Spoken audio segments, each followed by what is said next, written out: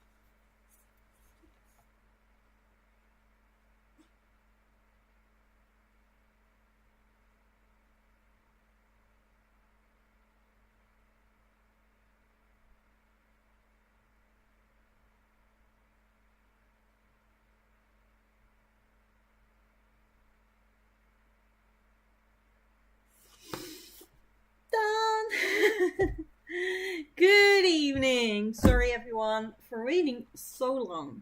I really, really tried. But with needing to edit today, it just took too long. I'm never doing this again. I will start sooner next time because this wasn't fun.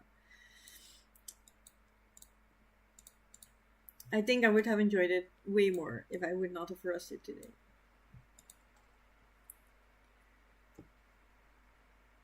Let me.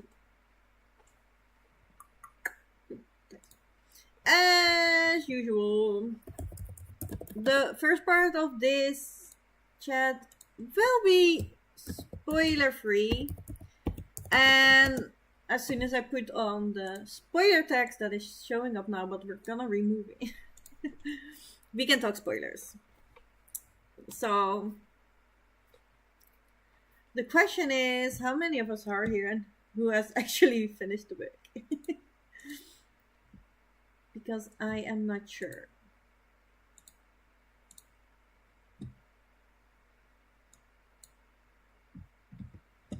And I do not want to spoil it for you guys. Oh, because I know Eka hasn't finished the book, not even. Oh, where? Second. There we go. Eka hasn't finished the book, but I do want to be here for the start of the live show. Larissa did finish it. That helps, Larissa. Then at least we two can talk about it. That is helpful. It was extreme. Yeah. It was an experience, let me tell you that. So when did you finish, Larissa?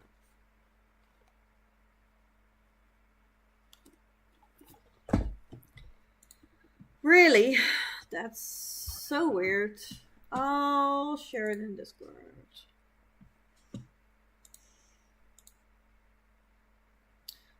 But didn't the messages go out then? Because there should have been messages as well.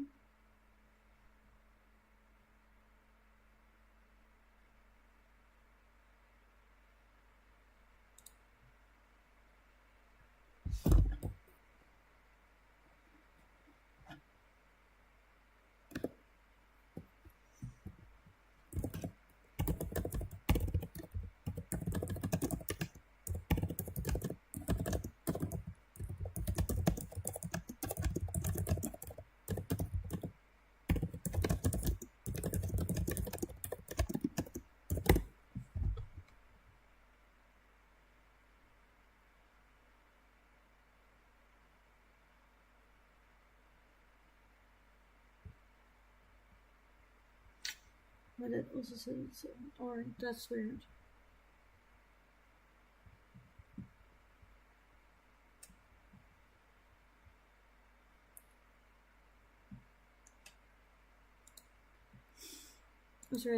Yeah, that's no problem. I can see why that would not happen. If I was not hosting this live show, I would not have finished. Obviously, I didn't. I was still half hour late. Early afternoon, so plenty of time left. Oh, that's good. That's good, though. It's better that way. Just put a message in the. Yeah, me too. But I think I know where it's gone wrong. Because I think I put it on 7 on purpose. But, sorry. Barbara said something about I see you till 8, or I could sprint till 8 because then then the live show is going to be, and that's why I assumed it was 8. Because I thought it was 7. But I was like, oh, well, she's saying 8. Great, then I have another hour because I'm not going to make it. I didn't check anymore today because I don't know, it was very, very busy. I haven't been able to vlog today anyway either, so. It has been an ordeal. I really liked it. Yeah, me too. I had one moment that I was like, no. We're not doing this. I really don't like this ending. But that was not the ending, so that was good. Because there was one part that I was like, no. If you did that, Amy, I'm gonna be so disappointed. But no. That was not it. So that's good. That's good. I'm glad. It's great to hear you enjoyed it, Lewis. Yeah. What did you rate it? I don't know. It's still very fresh for me. So I feel like I have to think about it. It is either between a 4 or 5 star.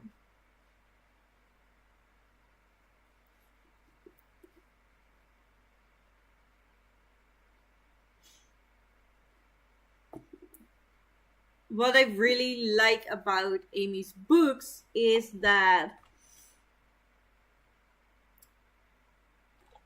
she always lulls you in a sense of security, thinking that you know what is going on.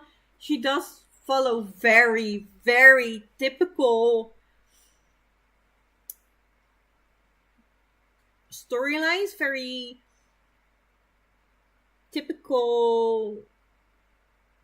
I can't think of the word.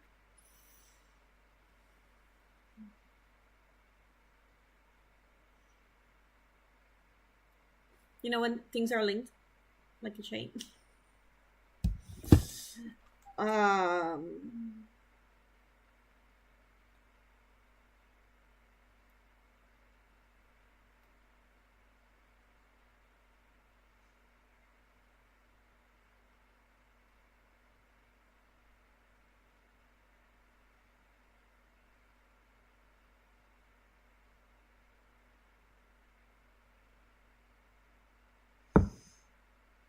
It's like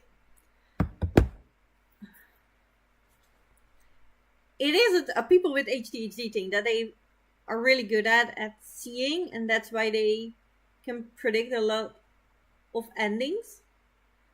And I can't think of the word. People, you have to help me today. I cannot, and I can't think of the Dutch word either.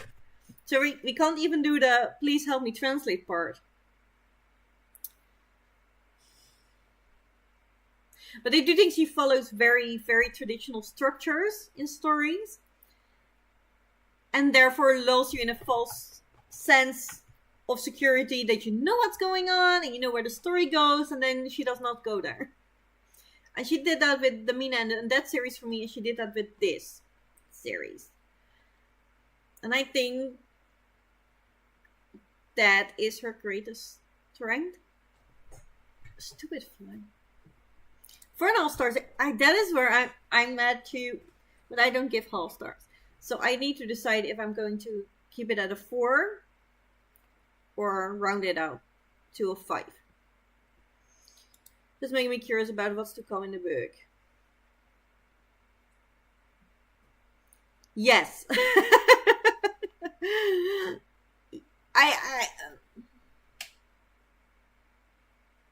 I clocked it, but it was pretty late on. I think it was 1 or 2 chapters before the reveal.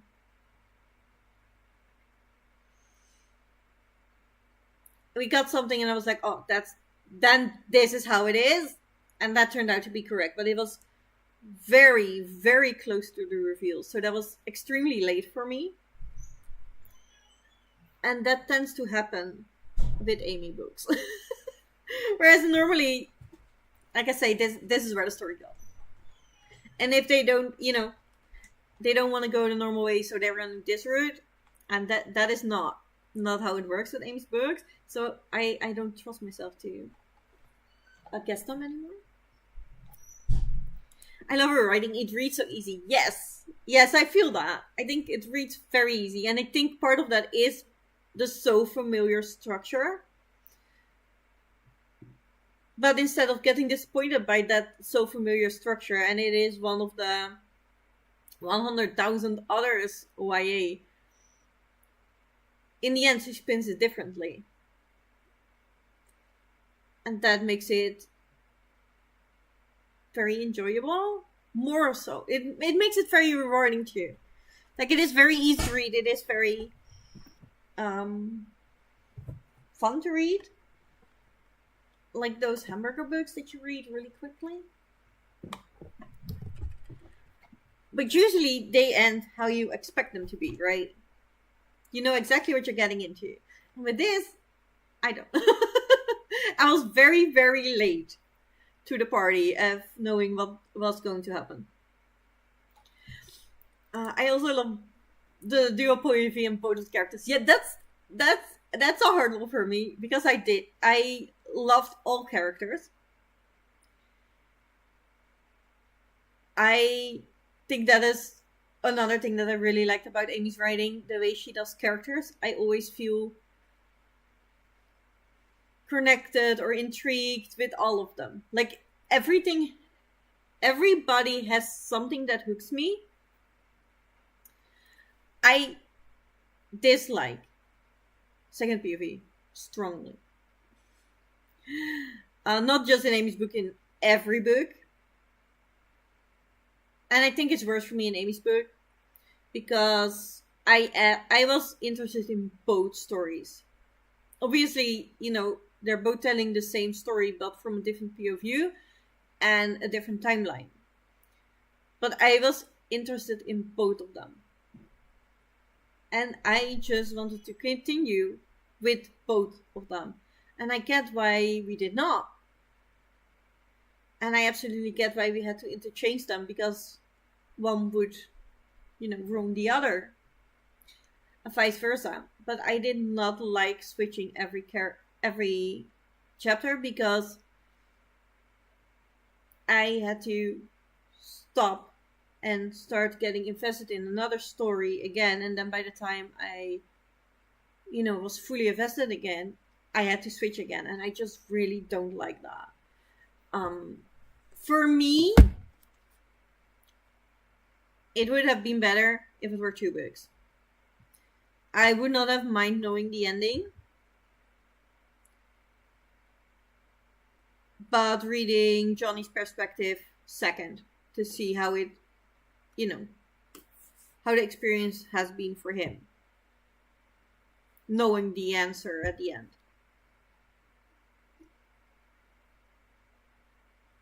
I think I would have enjoyed that more, because I was so invested in both POVs, in both stories, in both their thoughts actually, and how they were dealing with it, that I would just consume that story.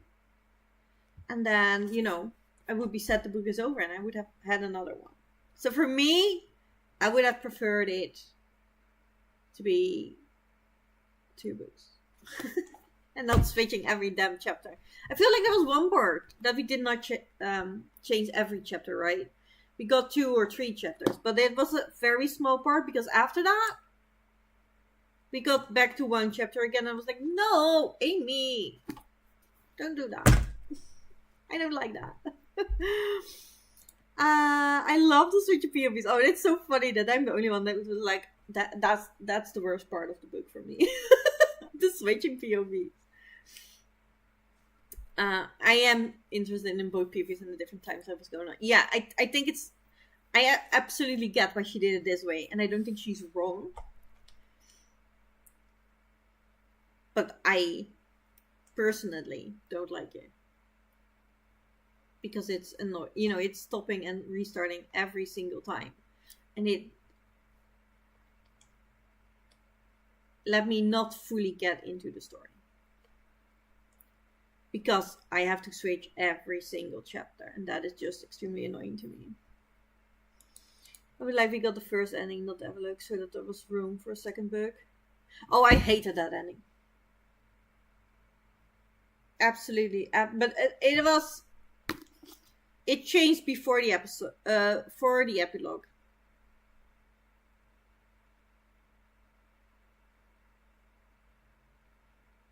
But I think that is the ending you are talking about, and I hated it. I'm not gonna tell now because Aka hasn't read it, and that is a huge spoiler.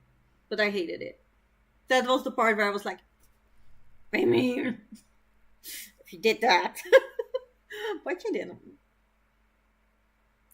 No. I would be so angry. I would not be able to let that go. But I also get why you're saying that and how the book also might have worked for this story. Yeah. It's...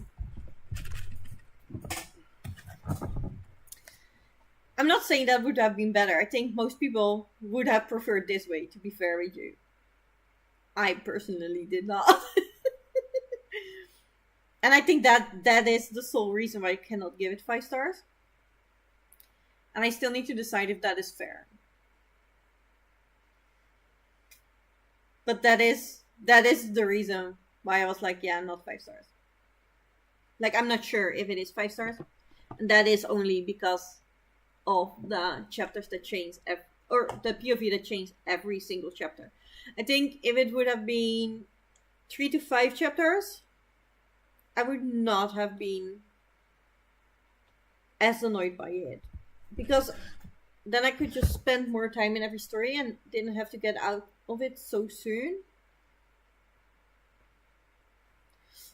I already don't remember. Yeah, that's completely understandable.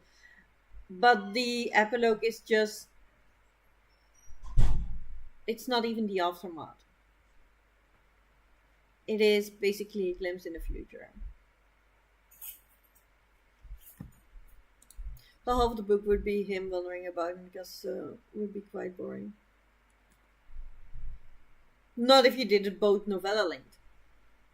Like, I literally want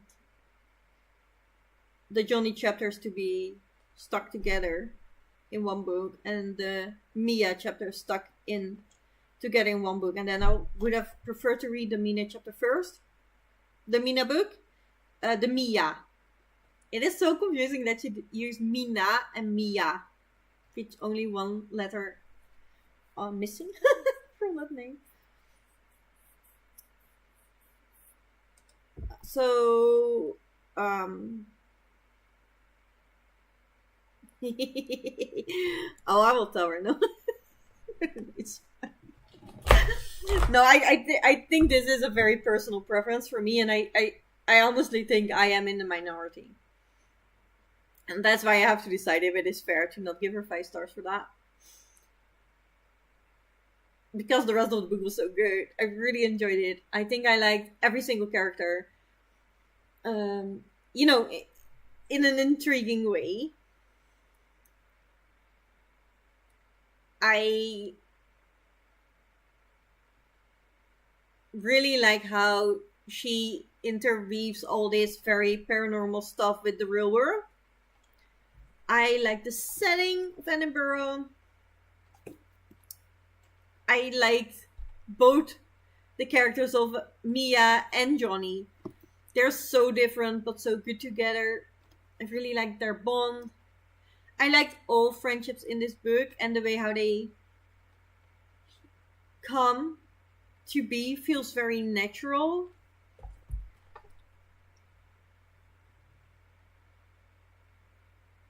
I think all the personalities were really good, really well fleshed out. I really, really enjoyed that.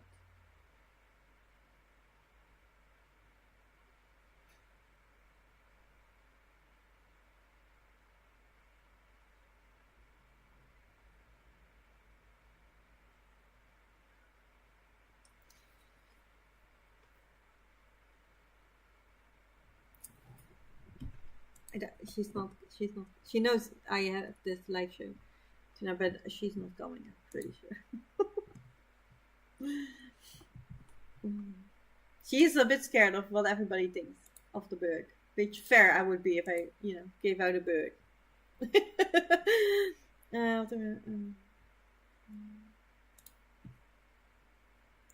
So that is fair.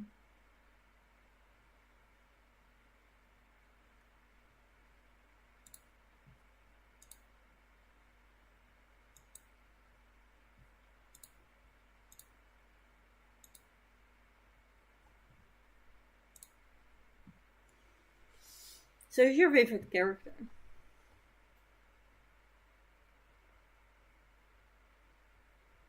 Because I don't think I can choose.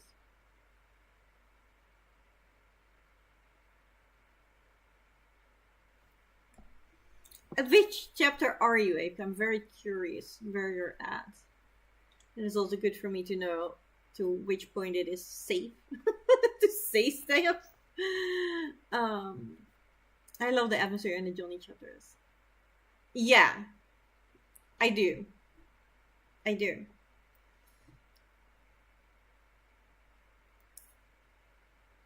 I think that was extremely well done, and I can't tell you why.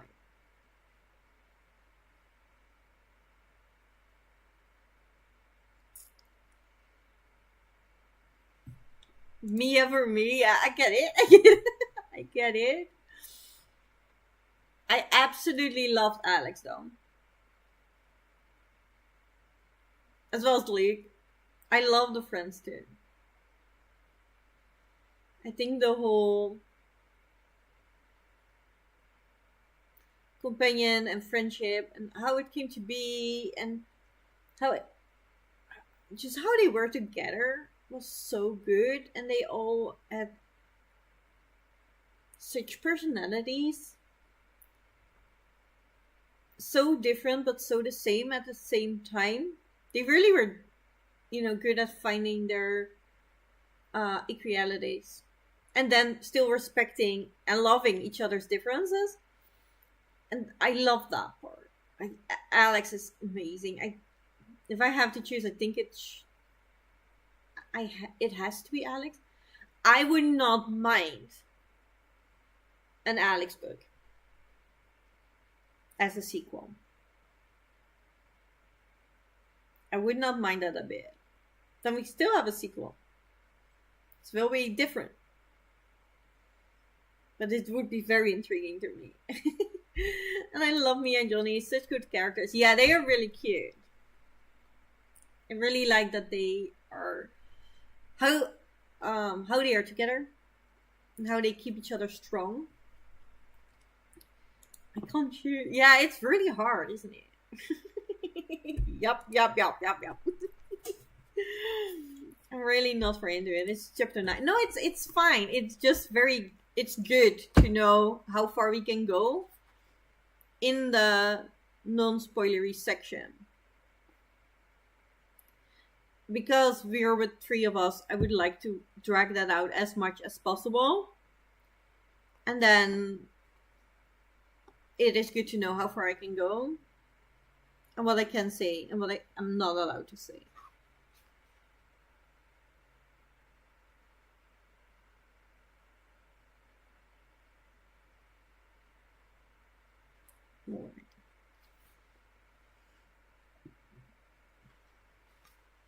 I am very curious.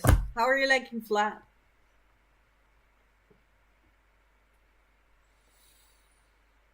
I think that is a good chapter. To ask how you feel about Vlad. And I've just checked the end of chapter 8. Just for Larissa, Johnny just arrived at Vlad's castle. That's how far we can go. Johnny is trying to do the interview and Vlad is refusing. That is how far we can go. The radio report was also really good, and the reports from the doctor. Yes. The doctor part was so good. I didn't see that one coming, and I really enjoyed it. I could really appreciate it. That was really a yes part for me. And I love the radio part. I love that she chose Carmilla as a name of all creatures. Really enjoyed that. Very purposely. Yeah, I think that is very funny. Because at that point, Mia didn't know where the radio show would land. But already showing that interest. And that is very interesting. That I I like that. Vlad is a bit tacky. Yeah, it's so funny. and I have to be very careful what I say. Fled is the middle character on the cover, right? You can see him next to my head, that side. So he looks a lot like the dude from Buffy that I now forgot his name.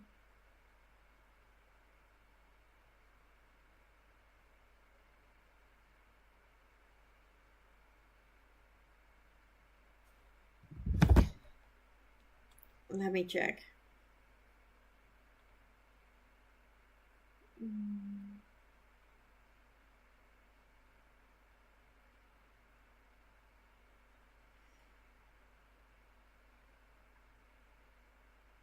Spike. So he looks very, very much like Spike. And thank you, Josephine. Yes, Spike. He looks like Spike. And knowing that Amy is a huge Buffy the Vampire Slayer fan, he is definitely inspired by Spike. I don't think she's going to be offended if you say that. I think she's going to tell me that that is absolutely true. And I don't like Spike. I do not like him in the TV show. I'm not that far in. I'm at season 3. So, also no spoilers for Buffy. But I don't care about Spike and Buffy at all. I don't see the hype for him. I know you have to choose, right? Team Angel or Spike. Team Angel for me all the way. I would never choose Spike. I don't hate him, but he's not interested to me. I don't care about the story with Spike. But Amy makes Vlad interesting, which is very weird because he is so much inspired by Spike. And I don't care a shit about Spike. But Amy made Vlad interesting, while they quite have the same personalities. And I was like, oh wow, how did you do that? That is, I would say that's talented. If you make me care for a character that looks so much like another character that I don't care for at all. That is very funny to me. What an enigmatic character. Yeah. And he knows it. He's using it. The part of Flat's Castle was happening at the point I got, and they danced. Yeah. The dancing was so cute. I really like that. Yeah, the radio parts I really, really like it. Which is another funny thing to me, because I normally don't care for radio entries. I liked it the most in Rated Blood by Tiffany D. Jackson, the Carrie retelling. But, it was fine. I really loved this. Whereas the other radio parts were just fine and sometimes interesting, sometimes just fine. And this, I really loved all of them. He's the middle character, like Spike. Yeah. He looks a lot like Spike. I think he has the same character as Spike. Knowing that Amy is a huge Buffy and the Vampire Slayer fan, it is bound to happen that if you keep writing about vampires, one of them is going to turn out a lot like the characters you love so much. And, a lot of people love that. So I think it's absolutely fair. The funny thing is, I'm not one of them. I don't care for Spike. But she made me interested. And I think that's fair. Hello, Josephine. Yes, he does know it in the Charmer. Yeah, he. And the funny thing, I usually hate guys like that. I really do. And there has been a moment, because we know, right? He has the name. He is playing the game. You kind of know where this is going. In some parts. Like, I was still surprised by the ending. And then I almost got very angry about the ending. But you know, by the way he looks in the cover, you kind of can expect what he is. And still, there has been a tiny moment that I was actually rooting for Vlad and Johnny. And I felt really... I felt betrayed by my own senses by that. I was like, that is not... Normally when I see that, guys, I either don't care, or I hate them. And I was like, Amy, you did a really well job of me not hating that guy immediately. That is very, very rare. I don't think I've ever seen it before. So it was very funny to me that even such a character that I would normally either hate or don't care at all about, I still found extremely intriguing. And I think I have been rooting for any character in the book at some point, except for one. I have never rooted for Leon. And you're not supposed to. But I think that's the only one I have not been rooting for at some point. And if Meg assumes about Vlad looking at the cover, I can't wait to continue reading it. Yeah, it's really good. And, you know, even assuming that, you don't know shit. And I think this is what she does so well.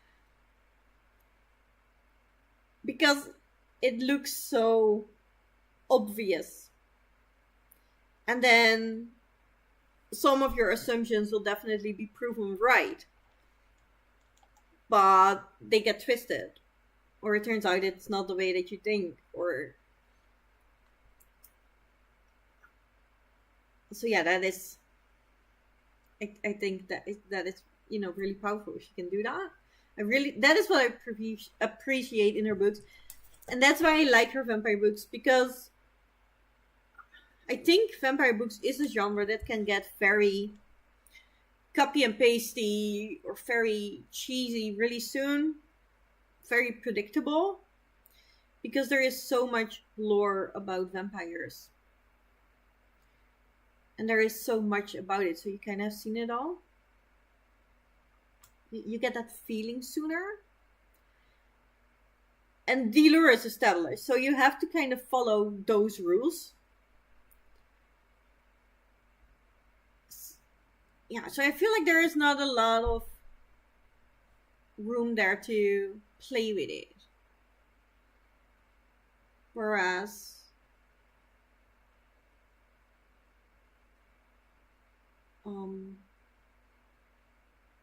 I think Amy did play with it. And I really appreciate when that stuff happens. Atmospheric, I love that Mia was obsessed with anything gothic. Any graves, the whole tours they did to get to know Edinburgh. And I loved it so much. I want to do them all now.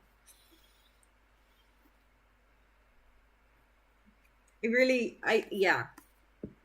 I think Mia and I could have a really good time. And I think Amy wrote it like that because she also wants to do them.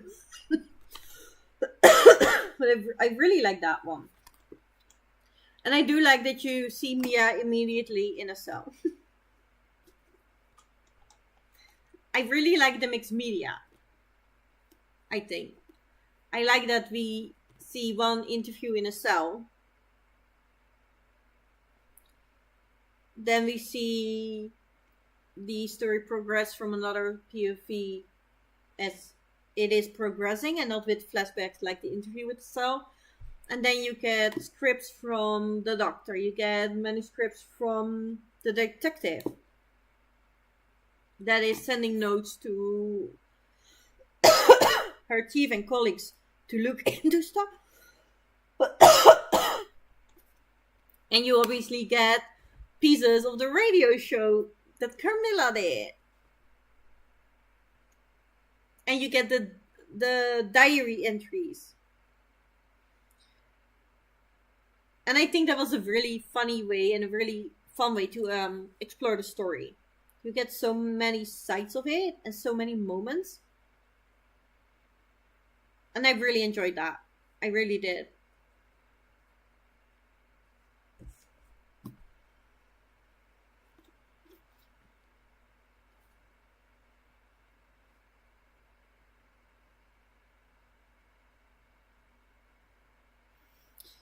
But I think that is all I can say without spoiling stuff.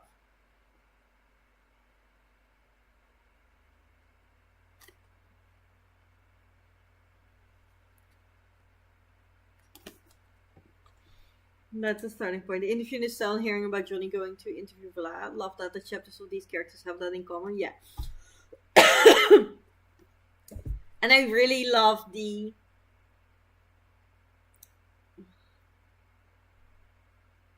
sort of rivalry, but Johnny knew he was going to interview one of his sister's ex-crushes, celebrity crush. And he knew she was going to be so pissed that he was not allowed to tell. And he really wanted to tell, but he was like, yeah, my career is over if I do that. I really can't. And I really like the struggle that he brought that with him. Because, yeah, it was a lot of a struggle. So I really like seeing that because it does show their loyalty to each other. And then, yeah, I really like that too. That was a good foundation for the relationship, to see how the relationship worked.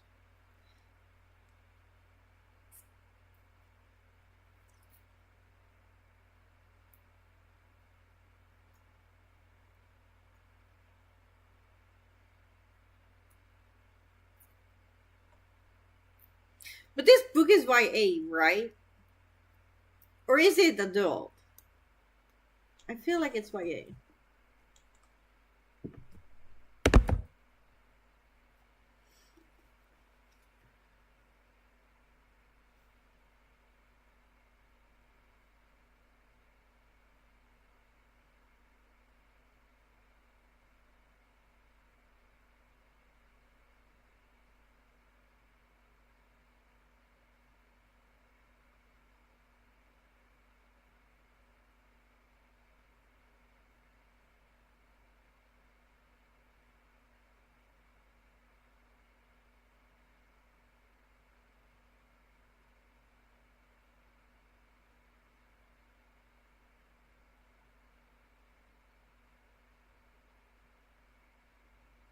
I don't really see here. I'm pretty sure it is.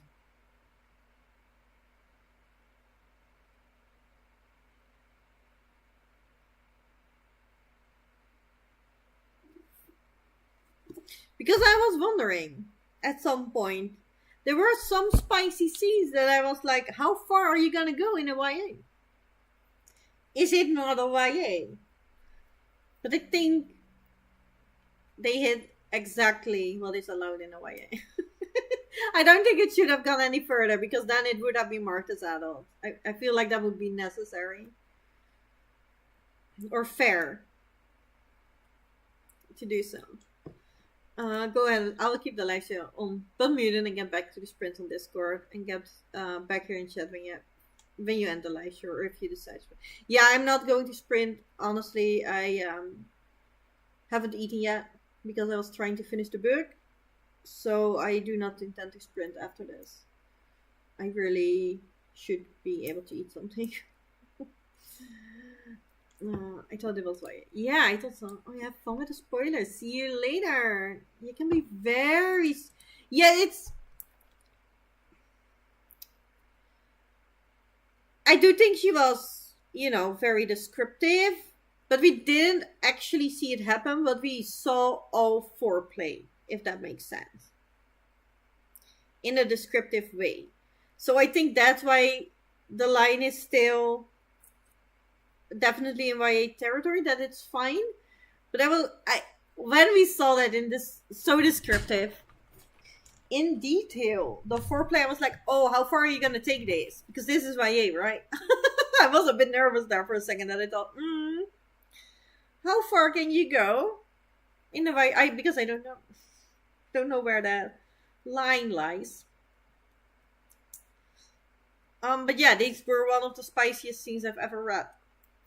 Not that I read a lot of spicy books, so that's probably why. but yeah, I was there for a bit, thinking about like, what are we doing? How far can we go?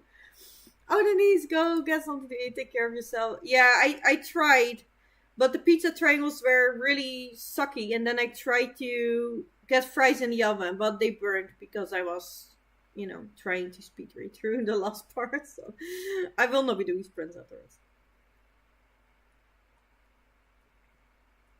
And I'm not sure how long the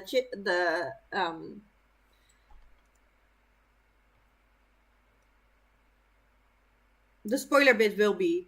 With only 2 people talking about the spoilers, it is not going to take as long as there would be more people here that has read it. So I don't think it will be that long. I always conflicted with YA because for a 16-year-old it's fine, but for 12, yeah, that's why I was like, how?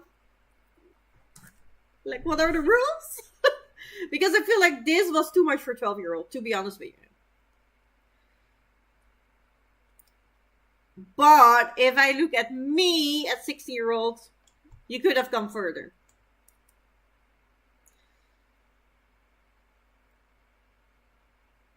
So I feel like from 14 years on, it would have been fine. We all knew how it worked at 14.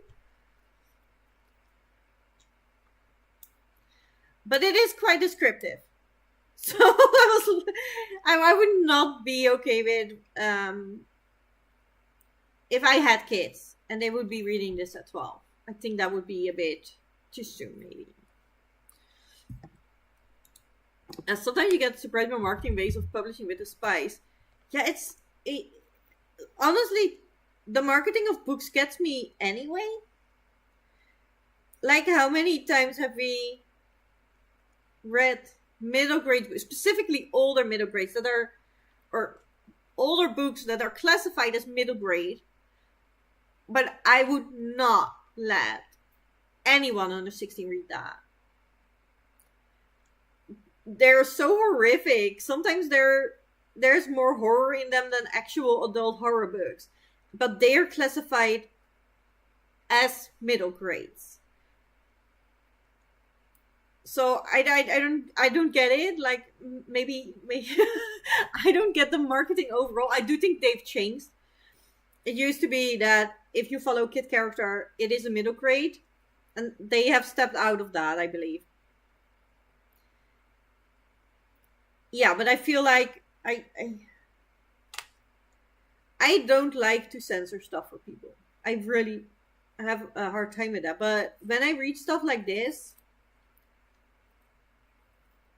or read books like that, I'm like, yeah, I get why parents want to pre-read books for their kids, because sometimes things are just not marketed well, or it isn't clear if it is okay for a kid to read or not.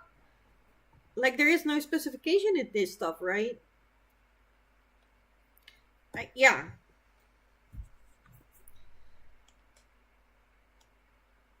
I feel like maybe we should do that. Put a QR code in, and then like, yeah, with the movies, right? IBMD. It is rated from this age. This is why. There is this plot scene in it.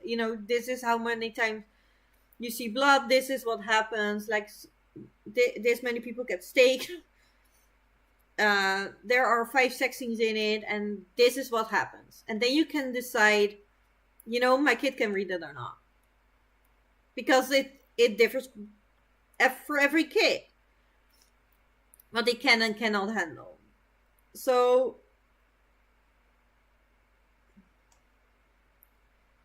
I now get why it can be hard for parents to decide if a book is actually friendly for your kid. True, like Akatar. Yeah, I haven't read Akatar, but all I hear about it is that it is basically fairy porn, and it is YA. So that does surprise me.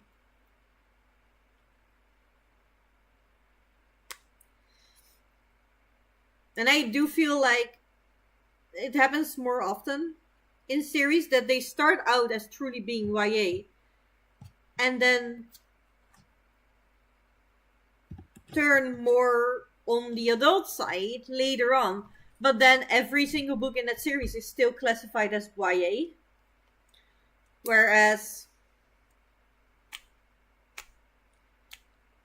that isn't always fair. And I get it, you grow with the characters. And I would not be,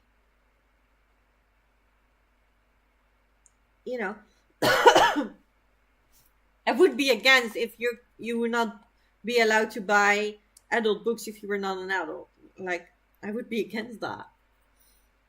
But I get it now. Like, some things are good to know.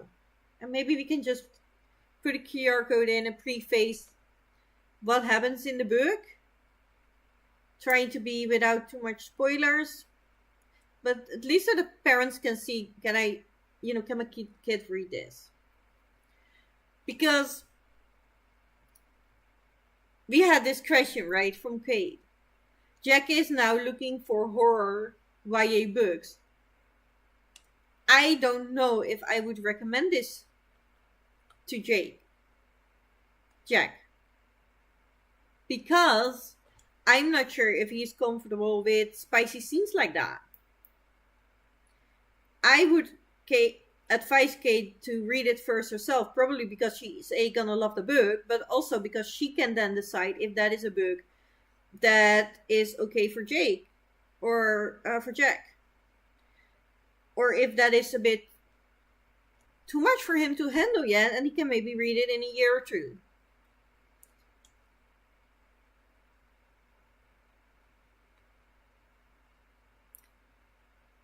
Well, I didn't mind. Like, I know how it happened. So it's fine by me. But that is what I was I was shocked about for a second. That I did not expect this. But with that being said, I do think it is time to head into spoilers. So if you still want to read this book and you feel like you are going to remember everything we say right now, then maybe stop here. If you're watching this back, but you haven't finished the book yet, this might be your sign to drop off and come back if you have finished the book, because we will be talking about the ending. I can guarantee that. So maybe don't stay if you don't want to know what the ending is. I will put the spoiler signs in, so keep them coming. Because I'm pretty sure, Larissa, the ending you wanted was that we got to see Flat with Jonathan in the cab, right? That's the ending you wanted for a sequel. Is that true? Because that's the ending I hated. I would have been so mad if that was the case. Because I honestly think Jonathan loves his family too much for that. And you cannot let such a slippery dude slide that easy. He's too dangerous for that. It would have been fine if they weren't strong enough to defeat him. And they needed to retrain because the dad has been in jail for so long and he's out of order. And then we got the whole the dad is going to train his kids and we're doing it, and then Jonathan being not sure about himself, what side to choose, that would have been fine. But the whole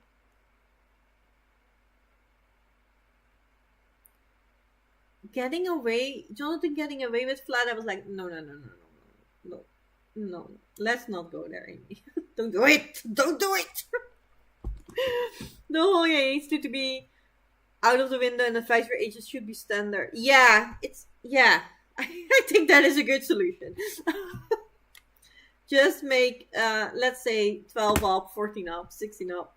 that would be so much better. You're completely right. I put the spoiler part over comment, so that is not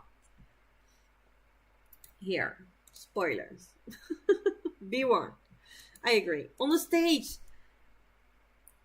Oh, but I don't get it. Because when we got the scene on the stage, we didn't know, because then we thought Flat was decapitated. So we didn't know then. Would you like that it would have ended there?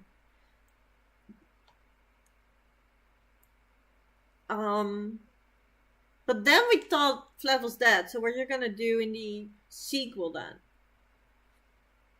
Or would you have liked to stop at the moment that Flat is controlling Alex, or we think he's controlling Alex?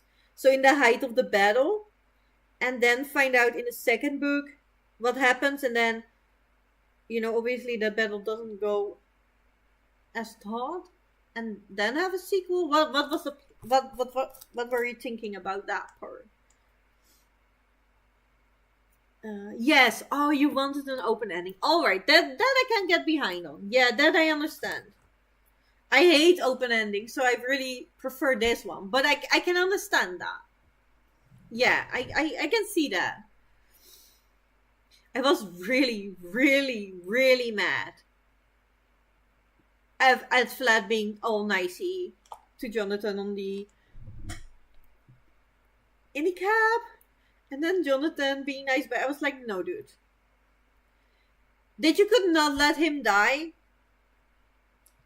Fine. That I could have worked with.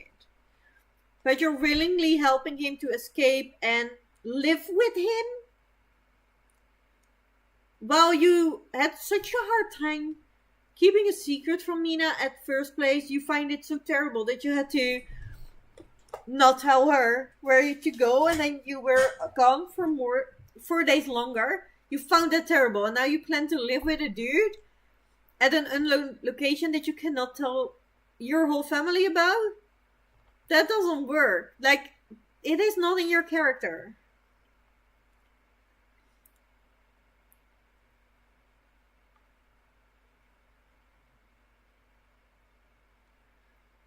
I was so angry at that part. Is it a standalone? Definitely. Do we know that? I am not 100% sure.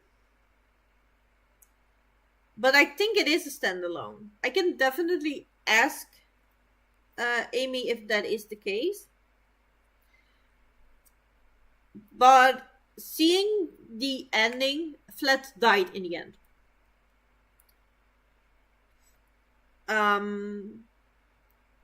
We do not have the big bad. However, Flat made a lot of other vampires that they're now hunting down. And there is this one day that they can bring that back to dead, and that's kind of what Flat wanted to do for his sire, and now all the vampires Flat made want to bring Flat back and his sire. So I think there can definitely be a sequel. But I do have to agree with Larissa that if there is coming a sequel, it would have been more stronger if it would have ended at the battle, because then you still need to fight the battle out, and then you could just do the whole hunt after Flat's babies, basically. to not get, yeah, the resurrection thing, but I don't know. One of the last sentences is that Jonathan says, I have grieved a year for my love, and I had no clue that people would not let him rest. So I feel like that is definitely a sentence that can hint at a sequel. So Vlad not really being dead, but a character, and we believe he is. And then the next book he pops back. Yeah, no, that I can understand. That would have been, if there comes a sequel, that would have been stronger. However, if there comes a sequel, I want one from Alex. You can feel that. So what we've learned at the end is that Alex is a friend that Mia makes because her boyfriend gets killed. The boyfriend of Alex. And they get really good friends really fast. They really bond over that traumatic experience. It is also seeing me, the first, seeing, it is also Mia's first time to seeing a dead body. So they really bond over that trauma. But also they turn out they have a lot more in common than they thought. So they became good friends. And in the end battle, we learn that Alex is actually turned by her boyfriend to be a werewolf. Her boyfriend was a werewolf and that's why he got killed. But we only learned later that he was a werewolf and that's why he got killed. Like, we didn't know that when he got killed. And he hurt Alex just before. And that turned her. So in the last battle, it turns out that Alex is a werewolf. And Vlad is trying to manipulate her and, use her. Because he can control animals. So he's trying to control her and that didn't work. So she ends up killing almost all the vampires there. I would love a sequel about Alex. I absolutely adored Alex. She is such a fun character. I think there's so much more of her character to explore. And obviously, her being a werewolf and she is now going to be trained by one of the vamps because he was actually also a werewolf instead of a vampire. But he did get controlled by Vlad.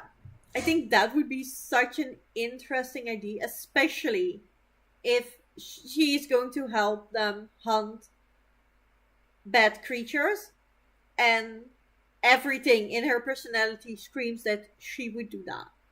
So if we get a sequel, I wouldn't want a direct sequel. I think it can still be a direct sequel, but I want Alex as the main character. I want Alex's story. How she's dealing with being a werewolf. Being taught by another werewolf. That is so interesting to me. How do you feel about Alexander? One of the most useless, most pointless that I've ever read.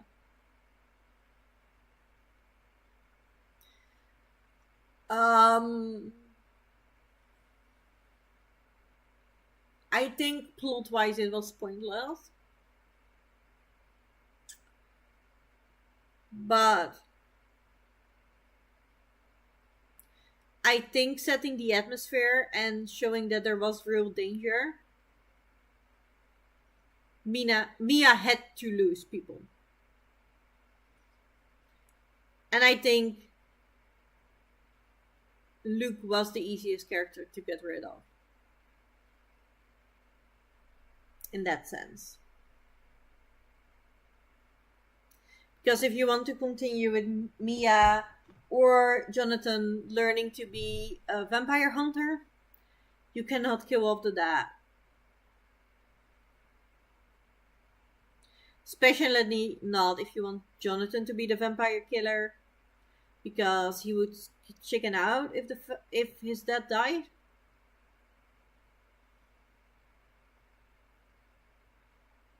Obviously, Alex had a trick on her sleeves. Mia is the main character, so she ain't gonna die. the detective would not have been enough impact to make it feel really scary and dangerous. Like, Bobby died, but that didn't feel dangerous. Like, she was just a hunter who died. That happens. So I think Luke's dad was supposed to bring that foreboding of people can actually die here, and it is dangerous for the friends.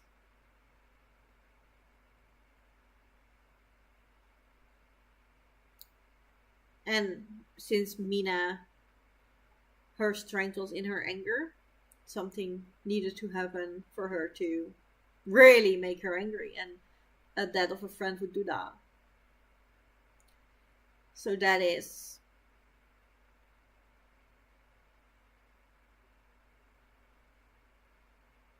Yeah. I think you're right that it plot-wise didn't do a lot, but I think it did a lot for the atmosphere. I think it sucked because I really liked Luke.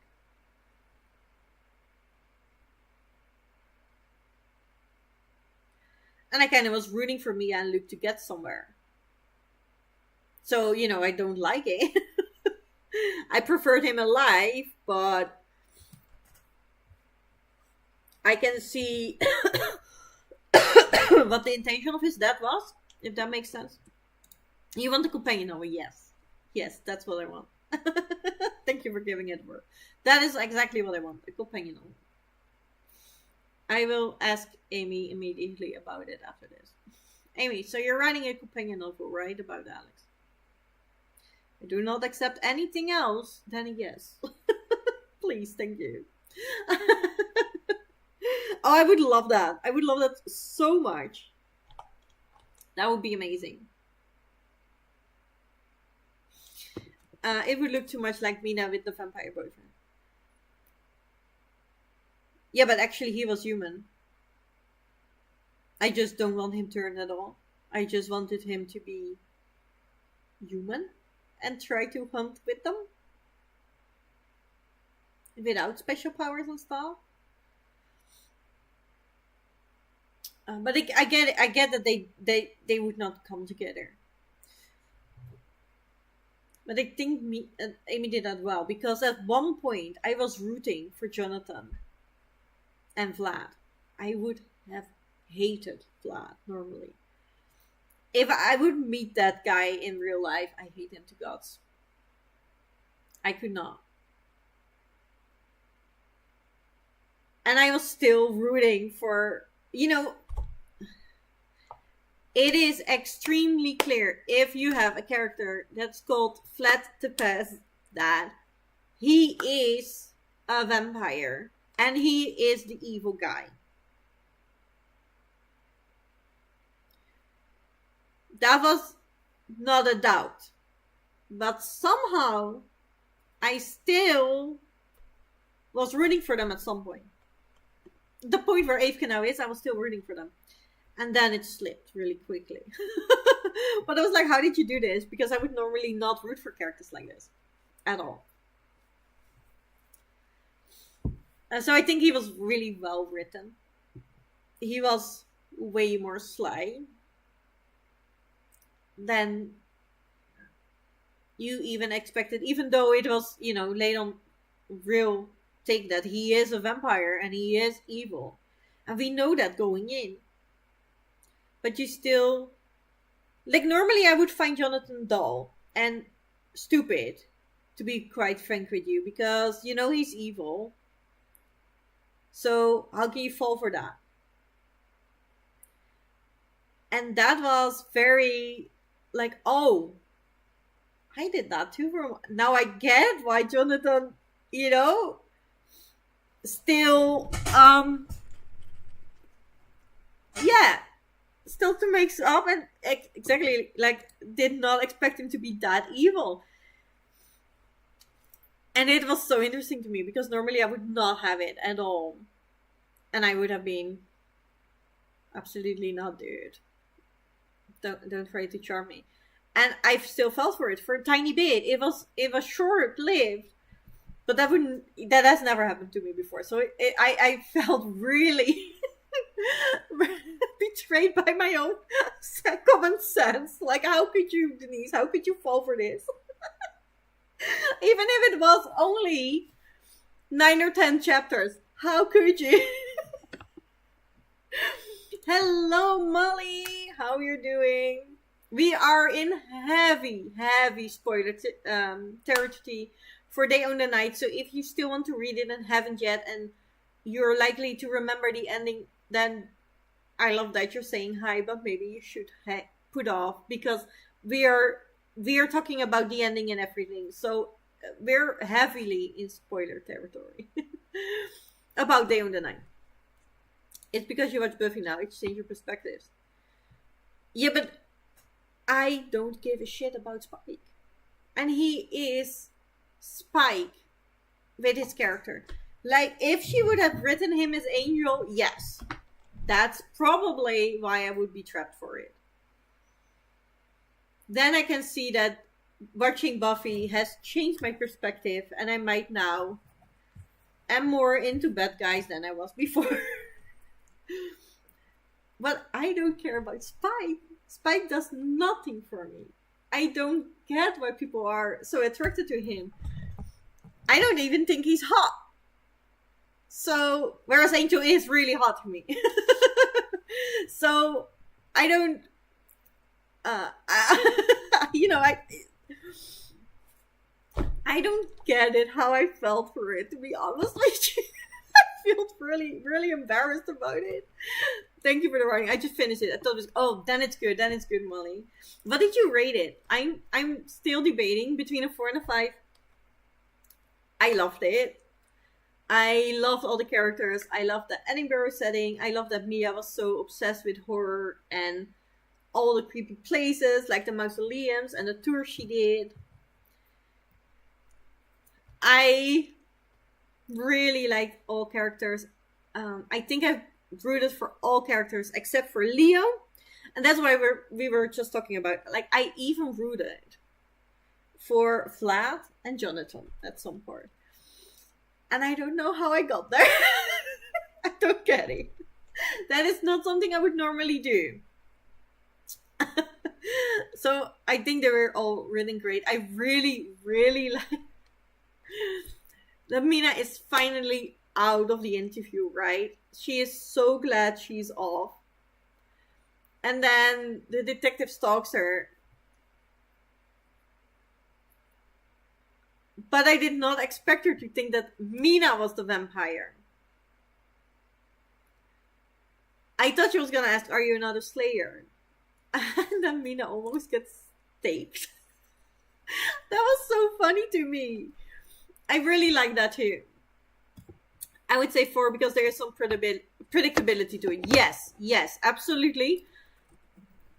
However, it was different than I expected. Like, Vlad was obviously a vampire from page 1.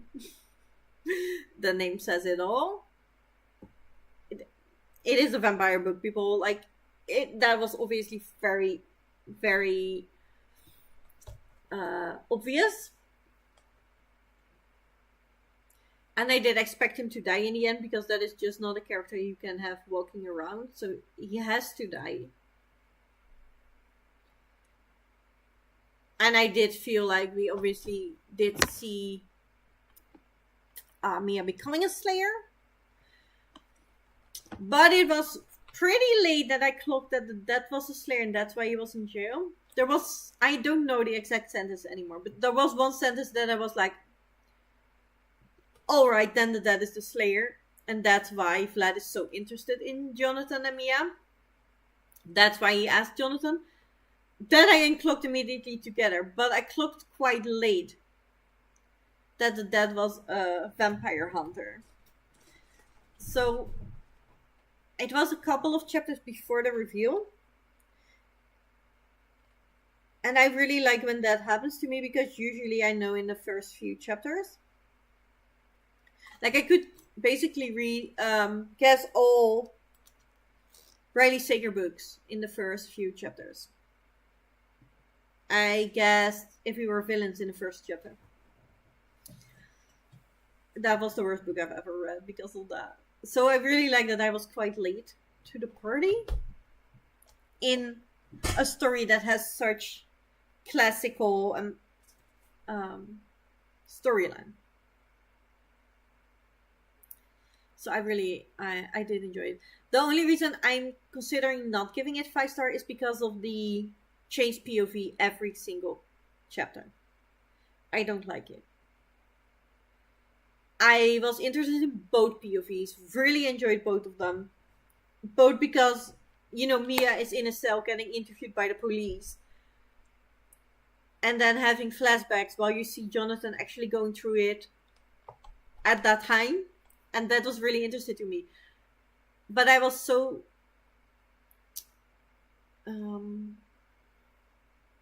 I was in. So I just wanted to keep reading that one story, and I had to switch every single chapter, and that got a bit annoying to me. I don't like that in any book. I would just have preferred that we could read at least 3 to 5 chapters in one POV and then switch. So that's why I'm considering not giving it a 5, but I'm not sure, because I get why she did that, and I honestly think that I'm the minority that feels about that.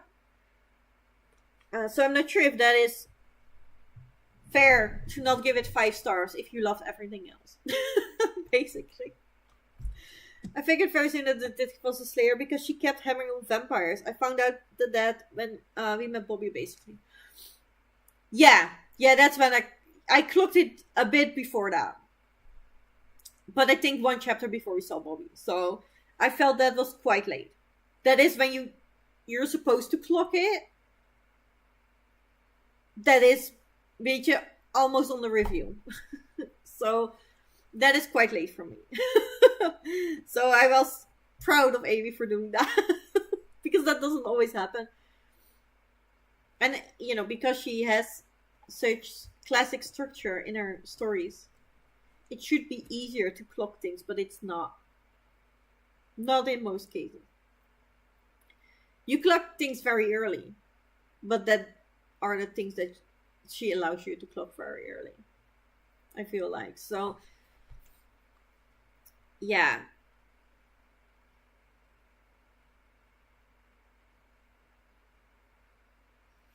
I did knew immediately that when the Devil Slayer was like, that's why Flat chose Jonathan.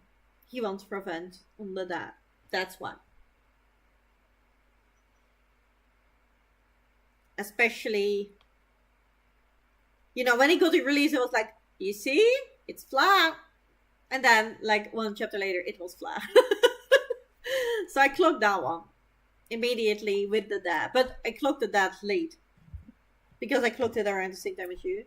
And I think that is when we were supposed to clock it.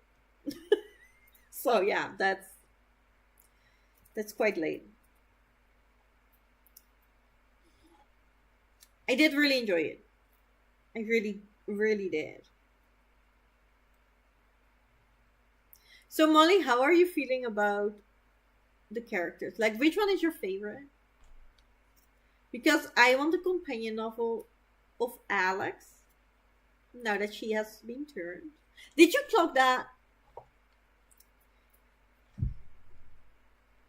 Because when he hurt her, I knew that was gonna play a part. But still, and I should have clocked it, when it was revealed that he was a werewolf, I did not immediately think he hurt her. Is she going to be a werewolf? I did not. I didn't clock that at all. And I could have done that way earlier. So I really like the Alex is a werewolf story. And I like that Jack was a werewolf too. Because something always seemed off. He wasn't the same as Leo and Vlad were. So I like that it turned out that he was a different kind of creature. My favorite was the dad. Really, that is cool. How come? Tell me your opinion. I don't want to guess why. Like, I can, but I don't want to put words in your mouth, if that makes sense.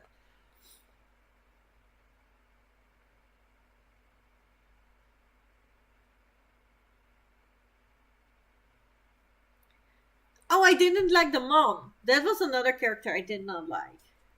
I was not rooting for the mom either. I must say I missed a bit of therapeutic talking between the dad and kids. Yeah, it. Yeah, I suppose it happened between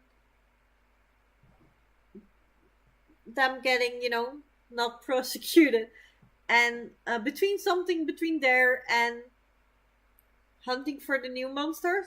Like, probably after killing Vlad, before they killed his offspring. That's when that uh, conversation has taken place, and we just didn't get to see it. But I would like to have seen it too.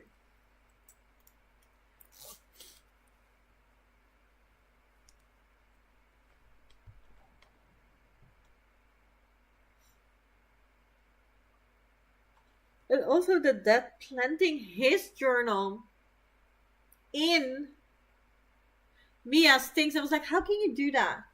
Do you know how dangerous that is for your daughter?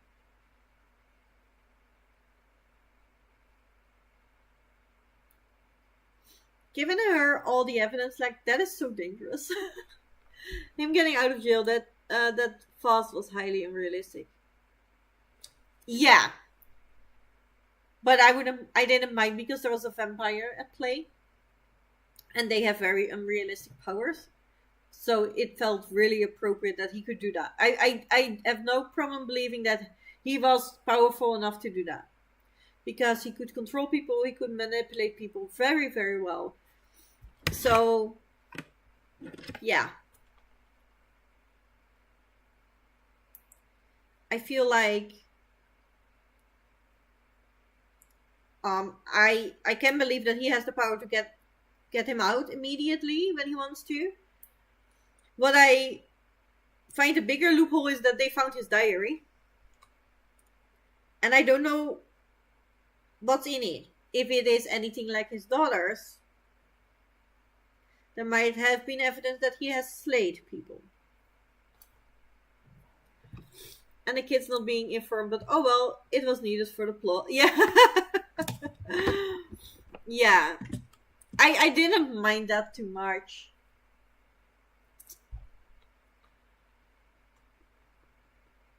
I would have liked to see the conversation and then choosing to get in on it or not.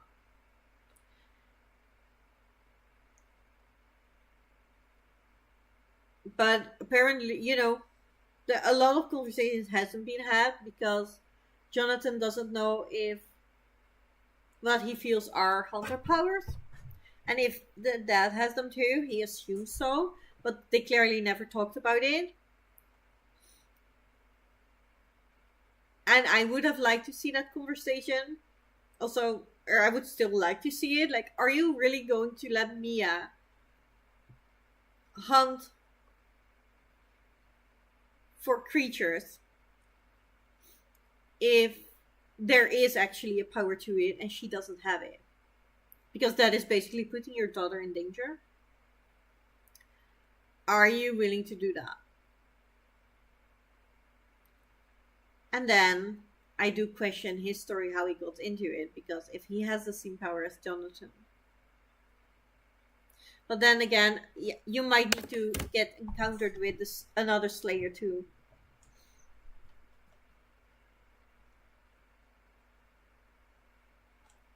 Awaken those powers, find out that you have them, like Jonathan did when he started hunting with his dad. So that part I can get on board with, I feel like.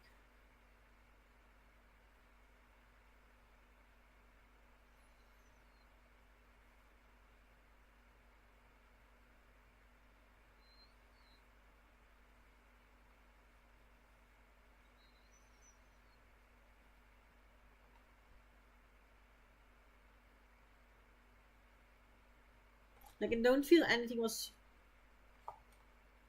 too easy. Yes, some things were easy, but I feel like, we're talking vampires here.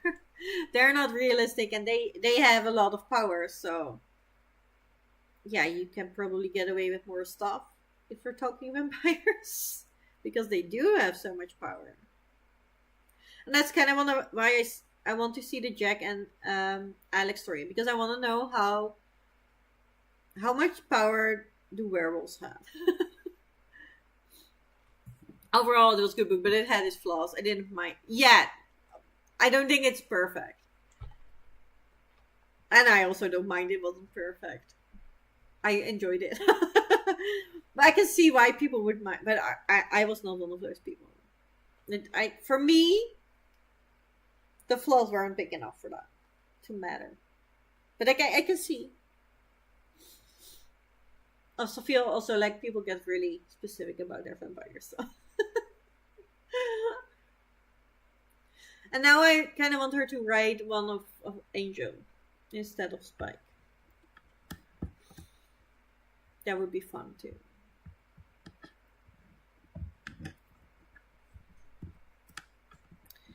But I think that was everything for me today.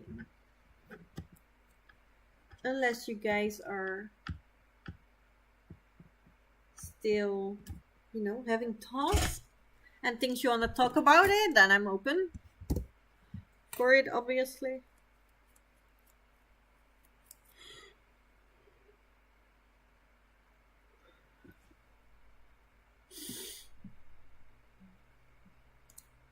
For me to go get some food. Yeah, I'm honestly I'm not gonna cook anymore. It's 10 o'clock, but I will see what I can find. I have tried, and at least I took really late lunch. I ate soup at 4, so I'm not completely out of food. I just did not have my dinner as planned. Between 6 and 7. And again, I'm sorry that I thought it was at 8. Because I think I planned it at 7 on purpose so we could do sprints afterwards. But yeah, I'm sorry.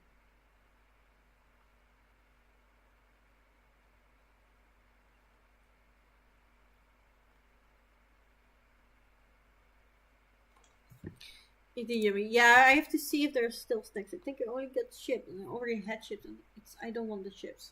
So I need to check. My fizz is gone. And the bread isn't good anymore. So all I know is I have cheese. So I have to dig in the fridge somewhere, see if what else I can find. I didn't read Mina and Dead during Nevermortal, so now I want to read that too. I would highly recommend.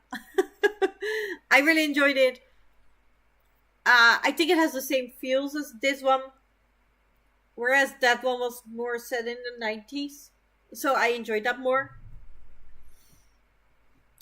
It referenced the Addams family and stuff, so I always like when that happens. But I feel like Nia and Mina are very much the same sort of character. So if you like Mia, you're probably gonna love Mina.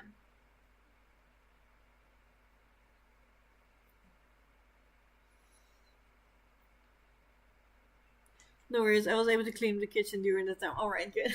I feel so bad. You guys have waited for so long for then. Well, I was thinking, oh, I'm 20 minutes late. That's already terrible. But apparently I was an hour and 20 minutes late, which is even worse. So I felt sorry about that. I will let you go. I will see you all tomorrow. If you haven't seen yet, a lot of us did find that camp only started on Thursday for them, and we didn't have enough time to finish everything we wanted. So camp will be prolonged with 2 days. I will not be sprinting for it. Honestly, I still have to figure out what we're doing in the crafty live show tomorrow. And tomorrow morning, the first thing we have to do is go to the hospital with Job. So I will not be adding sprints to my schedule. I know Alina is going to sprint tomorrow on the Discord, and I know Natalie has offered to do some chat sprints. Natalie is also giving out badges with me, so that is very helpful. But I want you to know that you have 2 more days to earn badges. And then on Tuesday, you will get a message at 11 o'clock that your mom is going to pick you up in an hour and that you can't get any badges anymore. Yeah. Yes, I did say more camp. We were on sprints Friday, and I was a bit complaining. I was like, yeah, I feel like I haven't been able to do anything for camp yet. I'm a bit sad about it, and I feel like camp only started for me yesterday, and then a lot of people agreed. They have been very busy all week, and they couldn't do as much as they wanted to. And it started off as a joke, and we kind of have been joking about it, and then Elena came up with the great, it was like, oh, we should prolong it, and then Evil said, oh, that should have a name, and it was like, yeah, it's just gonna be the camp after party then, and Elena was like, no, your mom forgot to pick you up. And I laughed so hard about that. I thought that was so clever and so funny. And then Kate asked earlier this weekend, I'm not sure if it was today or yesterday, and she was like, are we gonna do that now or not? Like, am I allowed to get more badges in? Because that will change what TBR I'm prioritizing right now, or what book I prioritize of that TBR right now. And I was like, yeah, well, I honestly would like to do it. But realistically, I don't have the time. I cannot host any sprints. I need to go to the hospital with my husband. And Tuesday is the only day I don't have anything planned. So I don't want to plan things. And a lot of the camp leaders were, like, I can host some sprints. I will still be helping you with the badges. So therefore, we now have 2 more days of camp, so you can earn more badges. If there are books that you would, or the badges that you wanted to get but you didn't get to, or you have almost finished books, I just sent a message out on Discord telling you that your mom forgot to pick you up, and while you're at camp, you can as well get some more badges in. And I will put out a message on Tuesday, 11 my time, which is an hour from now. In 2 days, you will get a message that your mom is going to pick you up in 1 hour. And that means that you can only get badges until 12 my time, which is 2 hours from now. This time, but then in 2 days. Then you can see what time that is for your own time zone. Then it is just a reminder that it is actually quitting. Like that's the point that we're actually done. Anything after that, I will not give any bitches more for anymore. Obviously, if you're 5 minutes late and you're like, oh Denise, I'm so sorry, but I finished this, and I wasn't fast enough to put it in, I'm obviously gonna send you the badge. But if it's gonna be 5 hours later, like that's it, basically. All because mom didn't pick us up. Yeah, right. I found it so funny. Elena said it, and I laughed so hard. I was like, yeah, if we're doing this, that has to be why. Like, this is too funny to me. Yay! I think Spooky Camp really needs to be either a month long or a week every month. Yeah, I never do camp longer than a week, because I always try to be, or I try that somebody is live every single day for camp. I don't have to do it all alone, luckily. I have very lovely camp leaders that help me out. But I tried there to be sprints as much in the week as possible. Specifically every day, if possible. And next to that, I'm also daily vlogging. That is why I was late today, because I had to edit the vlogs that I was vlogging. Um, so it takes a lot of my time every single day. I can do a lot less batches when I, or a lot less reading in general when I edit or when I vlog daily.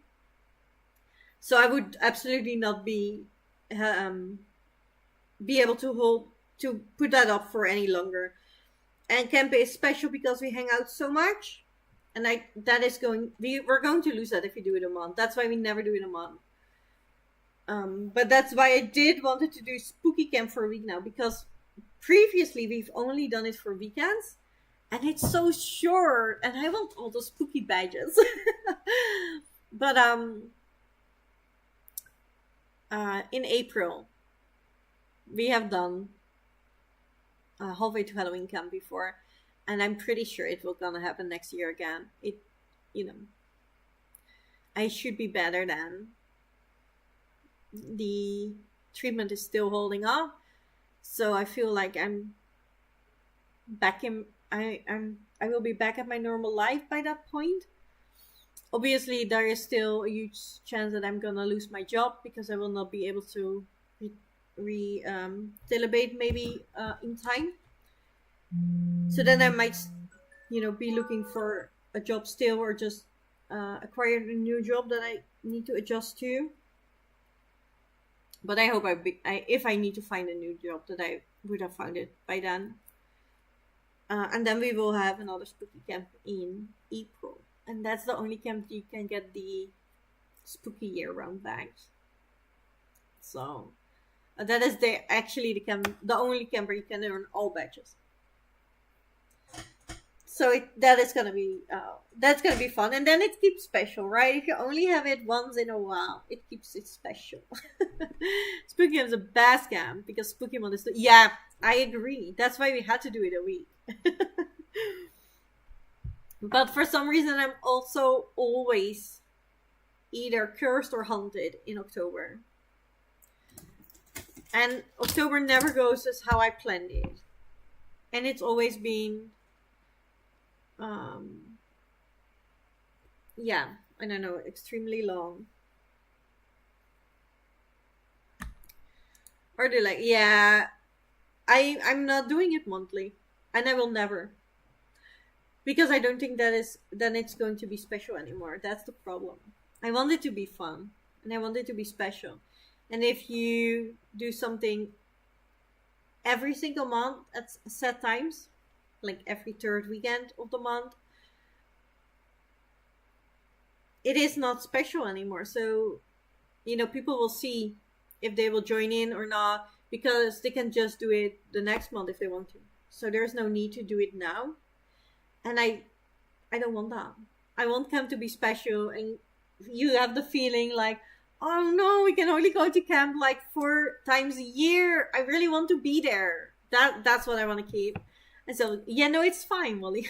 I get the feeling. I have the feeling, but it would just not be the same if we do it that much. Yes, for more camp days. Yeah, but it's not gonna happen. And yes, for Halloween to Halloween April. Keep my fingers crossed for you in the event. Yeah. The last time we did Halloween to Halloween camp, it went way better than Halloween camp for me. So yeah. I do hope so. And I've learned again that I should just prepare my October footage and vlogs way earlier and way more in advance. Like I've started in way in advance, and then I was like, no, I have enough vlogs.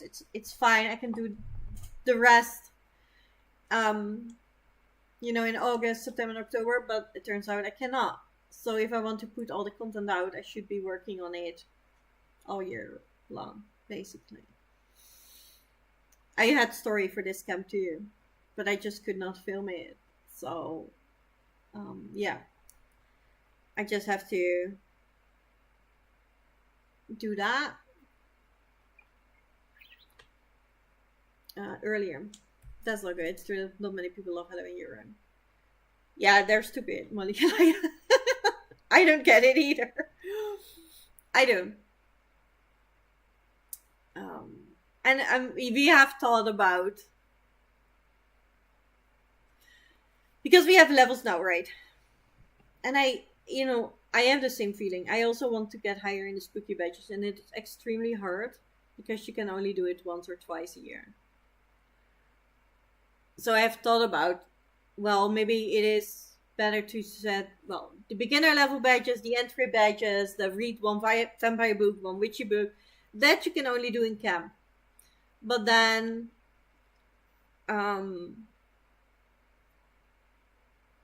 if you've had that and you work on the levels, you can do it in all camps. And I kind of put a poll out for it, and we kind of decided with all of us that is probably going to be too confusing.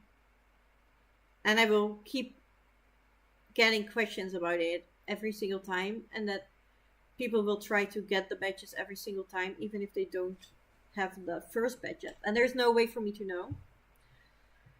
And I do not really feel about excessively tracking that. I really like the trust system we have going on.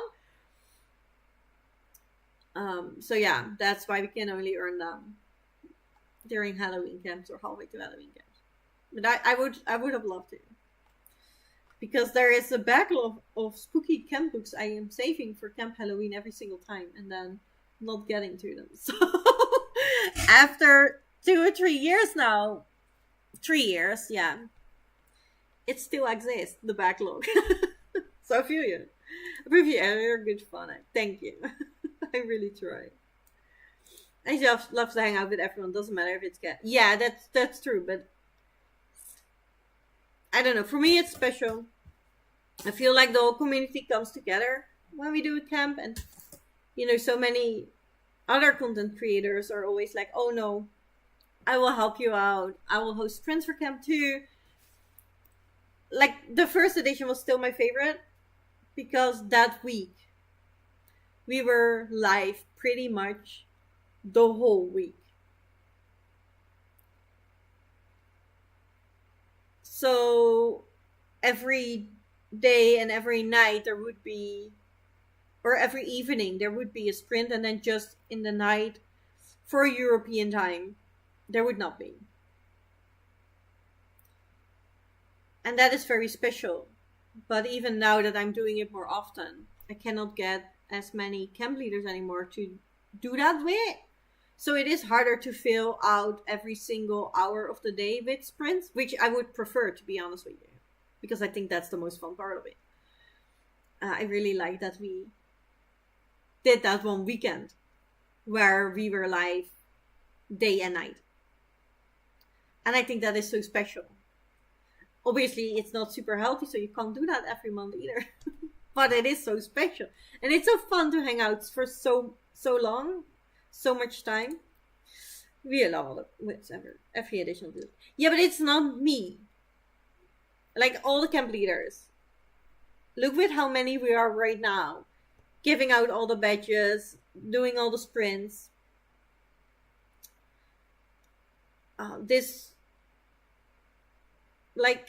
You started Friday at 2.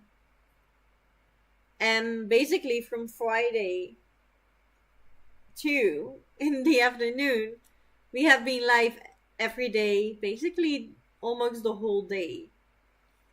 Not in the night for European time. So a lot of you put effort in there and make this special. And they obviously all have their own things going on too. So we can't, you can't get them all together every single month. And I can't do it alone. It is special because of the community and because of every camp leader taking the effort to do the badges, taking the effort to do sprints, hanging out with you guys, making, that hangout time. And that is what makes them precious. So I could not do it alone. And agreed, Larissa. I love hanging out with this lovely group. Yeah, that's what makes camp the most fun, right? Because it just is a good excuse for us to all hang out together all day, every day. That was a fun edition, but can imagine it was really intense with being alive so much. yeah, I don't know. We were at so many that time, and it was obviously a weekend. I think for me, this week has been more intense than that edition. I have been like 4, 5 times this week to fill in the gaps, and to still do the book party as well. And then with the daily vlogging and the editing of everything, and actually, trying to get badges. that has been harder. Obviously, then I wasn't daily vlogging, and you also don't have to daily vlog if you're live all day, right? You have already seen everything. You can look it all back. You're not missing out on anything. So in that sense, it is actually easier. Especially if you do not have to do it alone. We were with so many then, and it was so special, and it's so fun. So yeah, I think that was great. That was the best one for me. And I love them all. I love them all. But that will always be special because we got to do that with the whole community for so long. That was really good time. But we got close this time, right? We had so many camp leaders doing sprints again. So that was really good too. Unfortunately, I couldn't get to them all. I missed Barbara's today because I was just like, yeah, if I do the chatty bits, I'm not gonna make it. And I have only seen a tiny bit of Judith's sprints.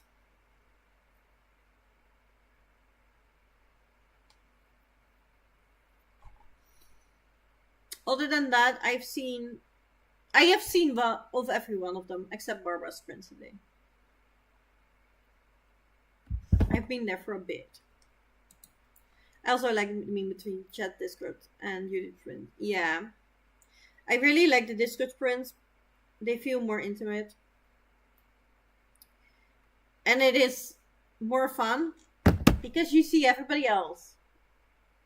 If they choose to, right? It is not mandatory. It is not necessary to do so. If you don't want to put your camera on, don't do it. But a lot of people choose to do it, and that makes it so much more fun because that feels really like hanging out. That just feels like an extensive phone call with your friends to me while we actually do stuff. Like, that is how the Discord sprints to me, so I really enjoy those. Yeah, you can directly speak to each other. Yeah. Everybody who wants to put their microphone on wants that. There is still chatty bit. Just a chat to, be behind if you don't feel comfortable sharing your microphone or your camera. That's absolutely fine. No problem at all. But most people choose to put the camera on, and some of them chat in microphone, and you can really have a conversation then. It is so much easier than me here sitting to wait for your comments to come on in, because sometimes it takes a while. And then I have to click it and I can react to you, but we can't really talk to each other. Whereas that is possible in Discord. That's why I like them.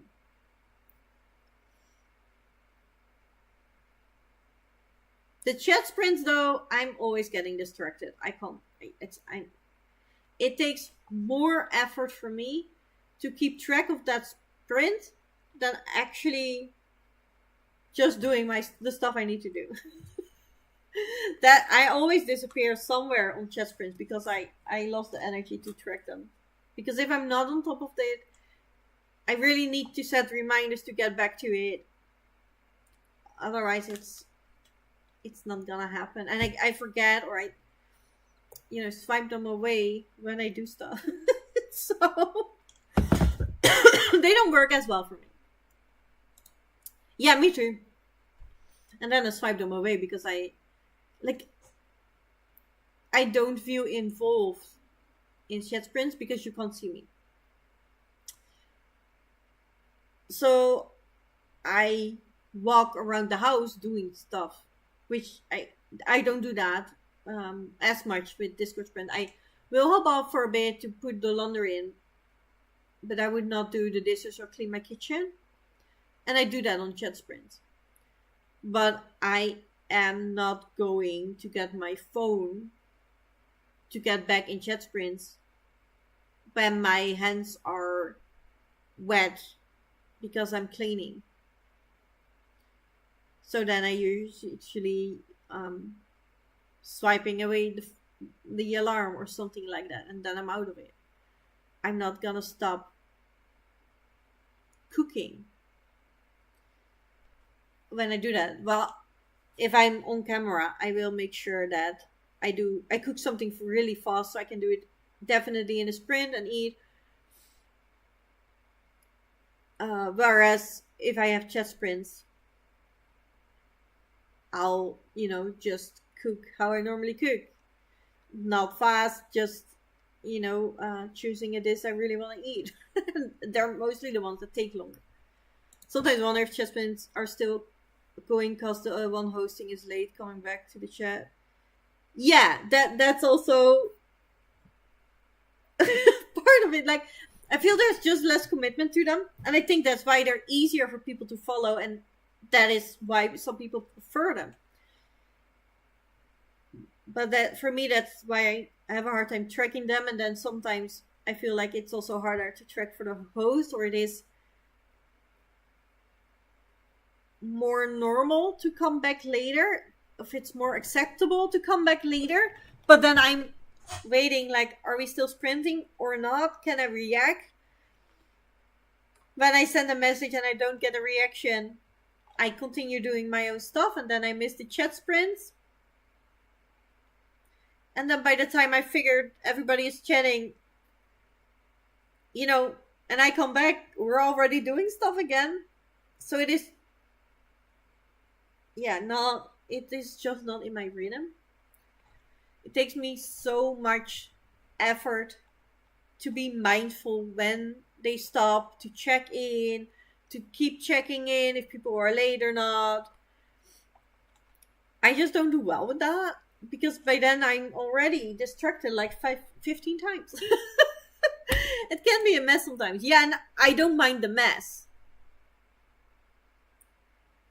But I as a typical ADHDer, I will keep myself occupied if it's a mess. And that's what I'm doing. And then, I keep ending up missing things. And I'm like, yeah, no, I don't mind, never mind. I'm not going to try anymore. Because I already missed out on half of it. And I don't know what everybody is doing. And I feel bad of asking it all again. So that's why I'm usually only saying hi once or twice, because I get distracted. That's why I never choose to host them, because I will be late to them and not give structure at all. Well, I feel like sprints work for me because they give structure and a sense of time, because I'm time blind. So I don't know how long I've been doing something. But yeah, that is it. I'm going to eat now. Thank you so much for being here. Thank you for reading this book with me. And I'm glad we all liked it. And I will see you in the next time. I have to find out if I've read fully Impossible Creatures or not, because I can't remember a lot.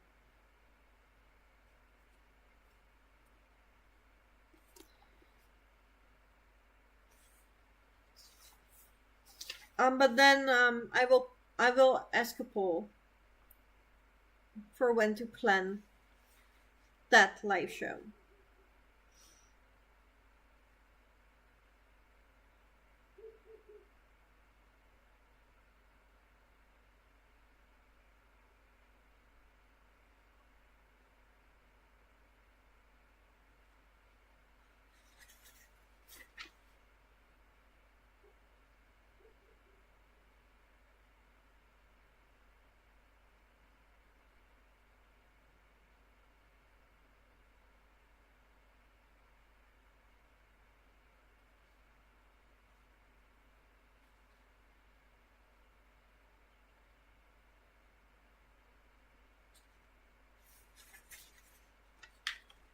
Oh, just the Explorer. Oh, that's why I didn't read it. I think I've read it all.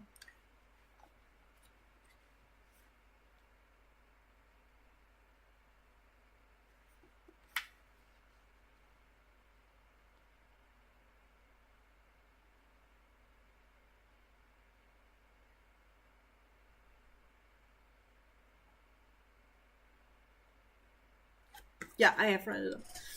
Thanks, no problem. Thanks for hosting. I'll see you later. Thank you. See you all tomorrow on another crafty live. I will let you know what we're doing.